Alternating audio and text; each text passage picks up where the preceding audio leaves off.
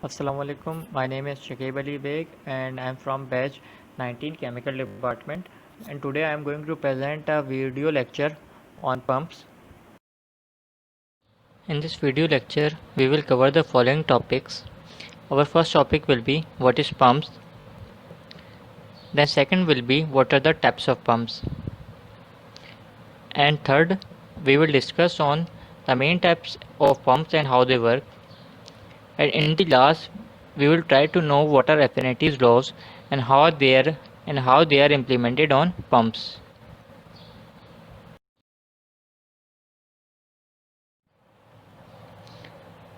हमारा first topic यही होगा कि किस तरीके से पंप वर्क करता है और क्या उसके इम्पोर्टेंट पार्ट्स हैं. सो बेसिकली आपके पास जो है पंप एक कॉमन एग्जांपल होती है मैकेनिकल डिवाइस की that adds energy to a fluid. आपके पास ये एक कॉमन पंप की जो है पिक्चर भी दी हुई है. ये एक आपके पास एक पंप है और यहाँ पे किस तरीके से वर्क करता है, ये आपके पास इलेक्ट्रिक मोटर लगी हुई होती है. इलेक्ट्रिक मोटर और अदर कोई प्राइम डिवाइस लगी हुई होती है जो इसके ड्राइविंग शाफ्ट को रोटेट कराती है. ये इसका ड्राइविंग शाफ्ट कहलाता है और यहाँ पे आपका पंप कनेक्ट हुआ हुआ है. यहाँ मैंने इंटरनल स्ट्रक्चर भी दिया हुआ है. ये आपके पास वही ड्राइविंग शाफ्ट है. यहाँ से सेक्शन होता है और यहाँ से डिस्चार्ज होता है. यहाँ से कोई भी वाटर सेक्शन होता है, यहाँ से डिस्चार्ज होता है. यहाँ पे आपके पास दो पिस्टन्स लगे हुए हैं और यहाँ पे रिवॉल्विंग वॉल्व प्लेट लगी हुई है. अब होता क्या, जैसे ही आप पावर ऑन करते हैं तो आपका जो है ये मोटर जो है रोटेट कराती है आपके ड्राइविंग शाफ्ट को. जब ड्राइविंग शाफ्ट रोटेट करता है तो इसमें जो है काइनेटिक एनर्जी प्रोड्यूस होती है. इसकी वजह से या kinetic energy rotational energy produce होती है.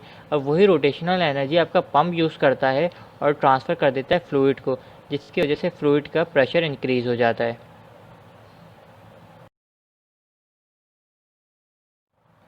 अब आपके पास आ जाती हैं टाइप्स ऑफ पंप. कितनी तरह की होती हैं बेसिकली, तो वैसे तो बहुत आपने देखेंगे बहुत तरीके के पंप्स होते हैं, लेकिन जो दो मेन कैटेगरीज में पंप्स को डिवाइड किया जाता है वो आपके पास एक पीडी पंप होता है जो कि पॉजिटिव डिस्प्लेसमेंट पंप होता है, और आपके पास एक होता है काइनेटिक पंप. पॉजिटिव डिस्प्लेसमेंट या पीडी पंप की भी सब कैटेगरीज होती हैं, जिसमें आपके पास रेसिप्रोकेटिंग होता है, रोटेटरी होता है और ब्लो केस होता है. रेसिप्रोकेटिंग में आपके पास पिस्टन, प्लंजर और डायफ्राम पंप आ जाते हैं. इसी तरीके से रोटेरी में आपके पास वेन पंप आ जाता है, गेयर पंप आ जाता है, स्क्रू पंप आ जाता है, लोब पंप आ जाता है और भी बहुत सारे आ जाते हैं. काइनेटिक पंप में सेंट्रीफ्यूगल होता है आपके पास, रीजनरेटिव टरबाइन होता है आपके पास और स्पेशल इफेक्ट होता है. स्पेशल इफेक्ट में आपके पास जेट एंड इजेक्टर्स आ जाते हैं जो special type of kinetic pumps होते हैं. इसी तरीके से आप काइनेटिक पंप को on the basis of flow भी डिफ्रेंशिएट कर सकते हैं, जैसे कि radial flow, mix flow, axial flow.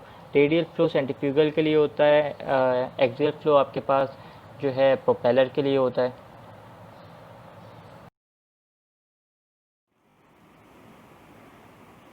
सबसे पहले हम लोग यही चीज़ देख लेते हैं कि पीडी पंप या पॉजिटिव डिस्प्लेसमेंट पंप क्या होता है और किस तरीके से ये वर्क करता है. आपके पास पॉजिटिव डिस्प्लेसमेंट पंप एक ऐसा पंप होता है जो एक specific quantity of a fluid, specific volume of a fluid transfer करता है. अब ये कैसे होता है कि आपके पास, सबसे पहले मैं एलिमेंट्स बता दूं क्या क्या होते हैं. यहाँ पे आपके पास कोई भी सपोज कर लें ये टैंक है. टैंक से आपके पास जो है ये सेक्शन पाइप कनेक्ट हुआ हुआ है. ये एयर वेसल्स होते हैं. यहाँ पे स्ट्रेनर्स भी लगे हुए होते हैं. कभी कभार स्ट्रेनर्स आपके लिए इसलिए लगे हुए होते हैं, स्ट्रेनर्स के जो भी पार्टिकल्स, वेस्ट पार्टिकल्स या कोई भी अदर जो है पार्टिकल्स जो आ रहे हैं हमें नहीं रिक्वायर्ड है, गंदे पार्टिकल्स आ रहे हैं, तो उसको रिमूव करने के लिए आपके पास स्ट्रेनर्स लगे हुए होते हैं. यहाँ से आपके पास सक्शन पाइप होता है. यहाँ पे आपका सक्शन वेल्व होता है. ये जो है वन वे वेल्व होता है या नॉन रिटर्न वेल्व होता है, यानी कि एक ही डायरेक्शन में ये खुलता है. इसके अलावा आपके पास ये आता है सिलेंडर. सिलेंडर के अंदर आपके पास होता है पिस्टन. ये आपके पास पिस्टन है. पिस्टन से कनेक्ट होता है आपका पिस्टन रॉड. पिस्टन रॉड से कनेक्ट होता है connecting rod. Connecting rod connect होती है क्रैंक से. और यहाँ पे अब आपके पास ये है डिलीवरी वेल्व. ये भी नॉन रिटर्न वेल्व होता है, यानी कि एक ही डायरेक्शन में ये खुलेगा. अच्छा, इन दो वेल्व्स की ये जो है बहुत ज़्यादा एक इम्पॉर्टेंट कैरेक्टरिस्टिक है कि एट अ टाइम एक ही वेल्व खुलेगा. ऐसा नहीं होगा कि डिस्चार्ज वेल्व भी खुला हुआ है, सेक्शन वेल्व भी खुला हुआ है, ऐसा नहीं होता. अगर सेक्शन वेल्व खुला हुआ है तो डिस्चार्ज वेल्व क्लोज होगा. अगर जो है डिस्चार्ज वेल्व, ये डिलीवरी वेल्व जो है आपका खुला हुआ है तो सेक्शन वेल्व आपका क्लोज होगा. इसी से यहाँ पे आपका डिलीवरी पाइप भी कनेक्ट होता है. और डिलीवरी पाइप जहाँ पे भी आपका जहाँ पे आपको जो है वाटर या कोई भी फ्लूइड अपना पहुँचाना है वो वहाँ तक पहुँचा हुआ होता है। ये आपके पास आपका जो है कोई भी जहाँ पे आपको वाटर पहुँचाना है। अब ये किस तरीके से वर्क करता है, सबसे पहले ये देख लेते हैं। आपके पास यहाँ पे सेक्शन होता है, ये एक specific volume of a fluid, जैसे कि मैंने बताया होगा, specific volume of a fluid transfer करता है। यानी कि आपके पास अब जैसे यहाँ 10 लीटर वाटर है तो ये पहले 5 लीटर सक करेगा, फिर उसके बाद 5 लीटर डिस्चार्ज करेगा। इस तरीके से ये वर्क करता है कि एक स्पेसिफिक क्वांटिटी ऑफ फ्लूइड जो है पहले सक करता है, फिर वही स्पेसिफिक क्वांटिटी डिलीवर करता है। ऐसा नहीं होगा कि 10 लीटर जो है कंटिन्यूस सक्शन भी हो रहा है, कंटिन्यूस 10 लीटर डिस्चार्ज भी हो रहा है, ऐसा नहीं होता। और ये बहुत ज़्यादा हाई प्रेशर प्रोड्यूस कर लेता है। नॉर्मल वॉल्यूम फ्लो रेट पे भी बहुत ज़्यादा हाई प्रेशर प्रोड्यूस हो जाता है इसका। ये एक इसका बेनिफिट है। डेफिनेशन में भी जैसे यही लिखा हुआ है, positive displacement pump deliver a specific volume of a fluid for each revolution of the pump shaft. जब ये जो है क्रैंक मूव करती है तो एक रेवोल्यूशन के अंदर एक specific volume of a fluid transfer होता है इसका। फिर ये साइकिल रिपीट होती रहती है। जैसे 5 लीटर जो है सक्शन हुआ, फिर 5 लीटर डिस्चार्ज हुआ, फिर ये रिपीट होती रहेगी, फिर दोबारा वही होगा, 5 लीटर सक, फिर 5 लीटर डिस्चार्ज। और यहाँ पे जो है आपके पास जो है पंप शाफ्ट है, इसके अलावा जैसे ये पिस्टन पंप है तो आपके पास दूसरे पंप में कुछ और हो सकता है इंटरनल स्ट्रक्चर, तो वो जो है उसके हिसाब से देखा जाएगा।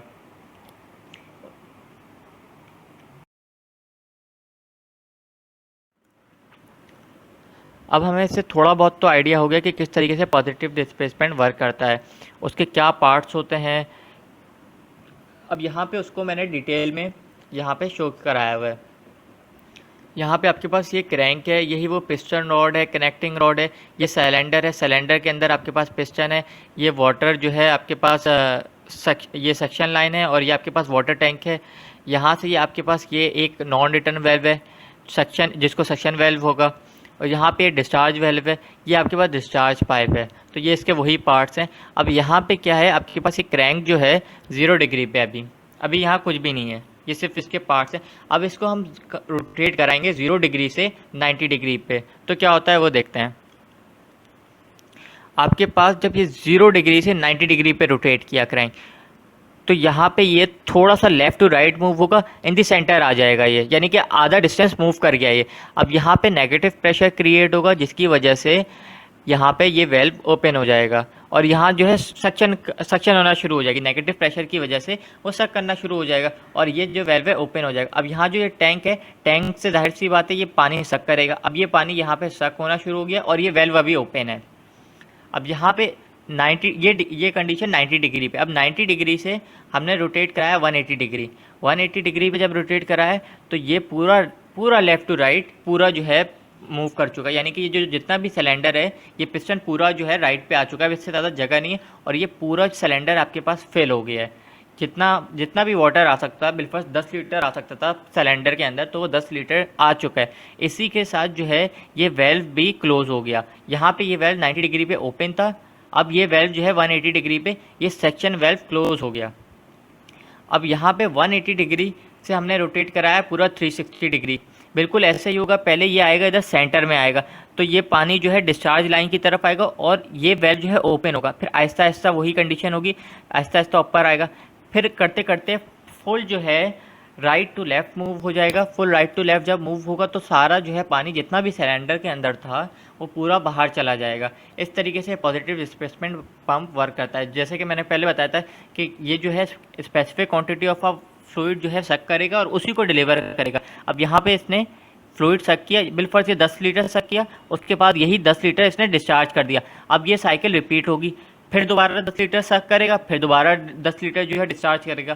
तो इस तरीके से ये साइकिल रिपीट होती रहती है, और इस तरीके से पॉजिटिव डिस्प्लेसमेंट पंप वर्क करता है।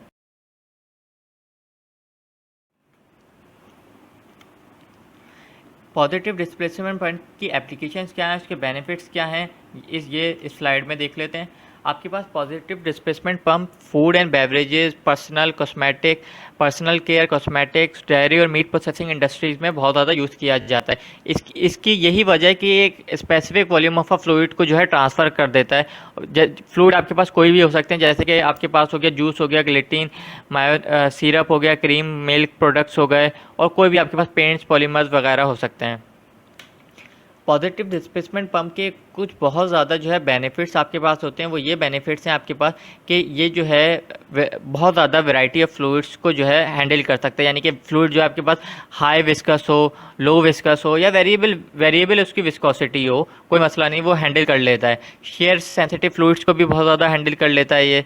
शेयर सेंसिटिव फ्लूइड हो गए, सॉलिड्स हो गए आपके पास, लिक्विड्स। फिर इसके बाद जो है इसके बहुत ज़्यादा ये होता है कि आपका प्रेशर वेरी कर रहा होता है, तो प्रेशर आप इसका वेरी करवाएं, इससे जो है इसकी कैपेसिटी पे अफेक्ट नहीं होता। इसके अलावा ये बहुत ज़्यादा as compare to centrifugal pump, जो काइनेटिक पंप की टाइप है सेंट्रीफ्यूगल पंप, उससे ज़्यादा ये पॉजिटिव डिस्प्लेसमेंट पंप बहुत ज़्यादा जो है एफिशिएंट होते हैं। यानी कि 10 to 40 पॉइंट्स ज़्यादा एफिशिएंट होते हैं। और ये बहुत ज़्यादा मतलब 10 psi प्रेशर पे भी बहुत ज़्यादा अच्छा वर्क करते हैं।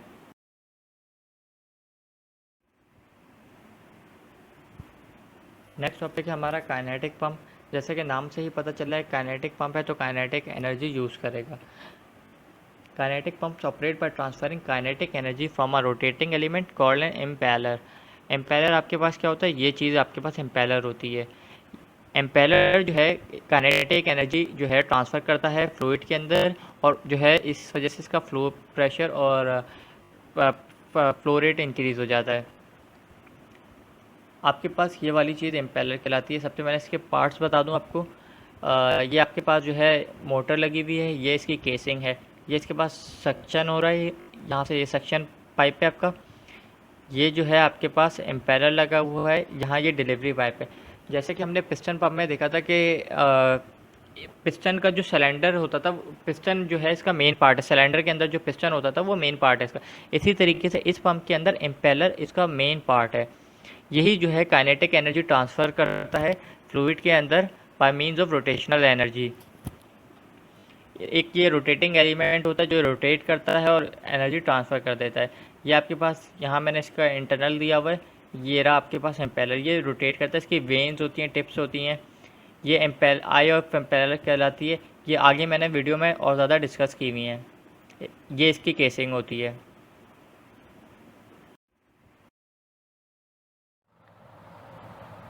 इसमें जो है हम देख लेते हैं कि किस तरीके से काइनेटिक पंप वर्क करता है आपका। उसके मेन पार्ट्स आपके पास आ जाते हैं काइनेटिक पंप के इम्पेलर, केसिंग, सेक्शन पाइप, जहाँ पे ये आपके पास ये सेक्शन पाइप हो गया, फुट पाइप लगा होता है, स्ट्रेनर होता है, और आपके पास ये आ गया डिलीवरी पाइप। अभी किस तरीके से वर्क करता है, fluid enters the impeller along its axis and is cast out by a centrifugal force across the circumference through the impeller's vane tip. अब आपके पास यहाँ से जो है सबसे पहले ये जो है पंप स्टार्ट होता है वर्क करना। यहाँ पे नेगेटिव प्रेशर क्रिएट होता है, नेगेटिव प्रेशर की वजह से यहाँ से पानी उठना शुरू होता है, सक्शन क्रिएट होती है। यहाँ पे ये आपके पास टैंक है, ये सक्शन पाइप है, ये सक्शन वेल्व है, आपके पास ये डिलीवरी वेल्व है, ये डिलीवरी पाइप है, और ये आपके पास कोई भी टैंक मौजूद है जहाँ आपको लेके जाना है। ये आई ऑफ इम्पेलर है आपके पास। अब आई ऑफ इम्पेलर सक्शन शुरू करता है तो यहाँ पानी ऊपर आता है। अब ये जो है यहाँ पे इम्पेलर के ब्लेड्स लगे हुए होते हैं, तो ब्लेड्स के साथ जो है वाटर रोटेट करना शुरू होता है और ड्यू टू सेंट्रीफ्यूगल फोर्स ये आउटवर्ड डायरेक्शन में मूव हो जाता है, और जिस डायरेक्शन में वेन टिप्स घूम रही होती हैं तो उसी डायरेक्शन में फ्लूइड भी घूमता है, और बहुत ज़्यादा स्पीड के साथ हाई प्रेशर के साथ ये बाहर जो है निकल जाता है। The action of the impeller increases the fluid velocity and pressure and also direct it to the pump outlet। यहाँ पे केसिंग्स के भी जो है पंप्स की केसिंग मैंने आगे डिस्कस की हुई है। वैसे पंप्स की 3 तरह की केसिंग्स होती हैं, वॉल्यूट, वॉर्टेक्स, गाइडेड विद ब्लेड्स, ये मैंने आगे डिस्कस की हुई है। इस वीडियो के अंदर जो है ये दिखाया गया है कि किस तरीके से सेंट्रीफ्यूगल पंप जो है वर्क करता है, और उसके जो है क्या इंपॉर्टेंट कंपोनेंट्स हैं और क्या टर्म्स हैं जिसका हमें ख्याल रखना चाहिए पंप्स रन करते हुए।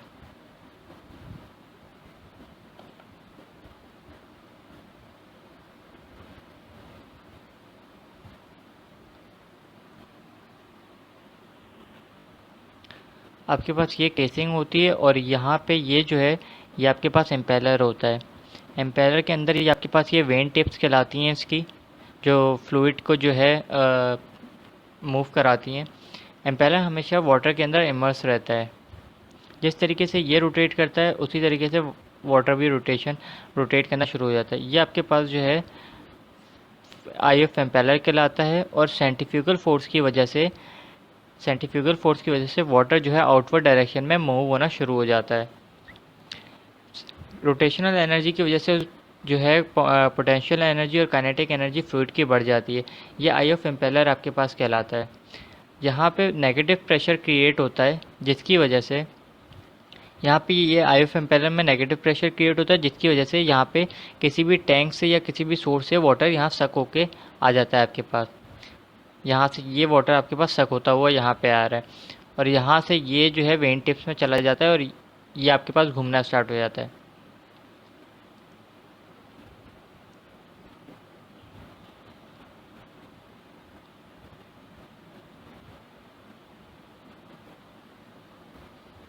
आपके पास जो है ये केसिंग होती है। अब ये जैसे जैसे ये एम्पेलर जो है रोटेट करना शुरू होता है, तो उसी डायरेक्शन के अंदर फ्लूइड भी मूव करना शुरू हो जाता है, और ये सेंट्रीफ्यूगल फोर्स की वजह से आउटवर्ड डायरेक्शन में मूव होता है, और ऐसा ऐसा करते हुए ये बाहर निकल जाता है। यहाँ से ये फ्लूइड एंटर हुआ, सेक्शन हुआ, और ये घूमते घूमते ये डिस्चार्ज हो गया। आपके पास ये केसिंग है। केसिंग 3 तरह की होती है, वॉल्यूट, वॉर्टेक्स, गाइडेड विद ब्लेड्स। जैसे कि देख रहे हैं आप, ये केसिंग जो है इसका ग्रेजुअली एरिया इंक्रीज हो रहा है।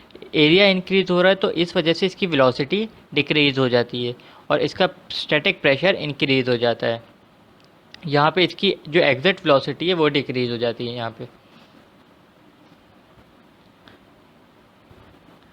ये एम्पेलर के जो है टिप्स जो हैं, ये वेन टिप्स, ये बहुत उससे बनाई जाती हैं इतिहास से।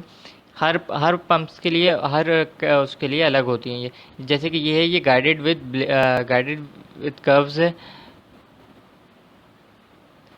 यहाँ पे जो है नेगेटिव प्रेशर ख्याल रखा जाता है कि नेगेटिव प्रेशर ना क्रिएट हो। अगर नेगेटिव प्रेशर क्रिएट हो जाता है तो यहाँ पे बबल्स, यहाँ पे आप देख रहे हैं बबल्स जो है बनना शुरू हो जाते हैं, और बबल्स जब बस्ट आउट होते हैं तो ये जो है पंप को, एम्पेलर को नुकसान देते हैं, डैमेज कर देते हैं।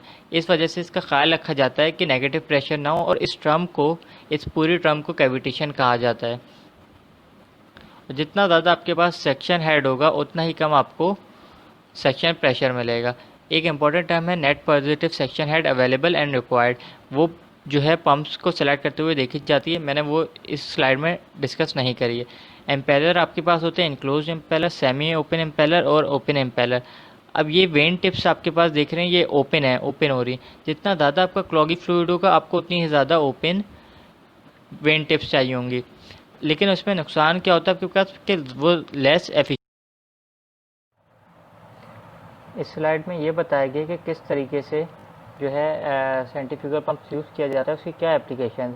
ये ऑयल एंड एनर्जी उसमें यूज़ किया जा सकता है, industrial and fire protection industries में यूज़ किया जाता है, waste management and agriculture industries में, pharmaceutical and chemical food industries में भी ये यूज़ किया जाता है। Affinities laws for centrifugal pumps. अब ये एफिनिटीज़ लॉस क्या होते हैं? हमारे पास एक इम्पॉर्टेंट टर्म होती है स्पीड, जो एम्पेलर की स्पीड होती है, और डायमीटर। अब जब जाहिर सी बात है स्पीड को हम चेंज करें या डायमीटर को चेंज करें, तो उसका अफेक्ट जो है कैपेसिटी पे, वॉल्यूम फ्लो रेट पे, यानी कि और टोटल हेड पे और पावर पे पड़ता है। तो उसका इफेक्ट जो है हमें एफिनिटीज लॉज बताते हैं कि अगर आप जो है स्पीड को जो है चेंज करेंगे या डायमीटर को चेंज करेंगे, तो वॉल्यूम फ्लो रेट पे, टोटल हेड पे और पावर पे उसका क्या इफेक्ट पड़ेगा। ये बहुत ज़्यादा एक इम्पॉर्टेंट फैक्टर है जो हमें अंडरस्टैंड करना पड़ता है। एफिनिटीज लॉज हमें ये बताते हैं कि आप जब जो है Q1 और Q2, यानी कि जो ये दोनों आपके पास जो कैपेसिटीज़ हैं, इनका रेशो डायरेक्टली वेरी करता है with the ratio of N1/N2। ये N1/N2 आपके पास जो है नंबर ऑफ रोटेशंस हैं जो एम्पेलर के होते हैं, नंबर ऑफ रोटेशन RPM में जो होते हैं आपके पास। इसी तरीके से जो टोटल हेड है वो वेरी करता है with the square of the speed, और power vary with the cube of the speed. अब यही चीज़ डायमीटर में भी होती है आपके पास। जो आपके पास कैपेसिटी होती है वो डायरेक्टली वेरी करती है with the ratio of D1/D2।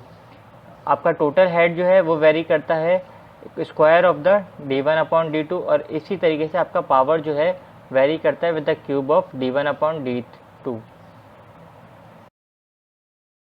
Thank you for watching video. Allah हाफिज़।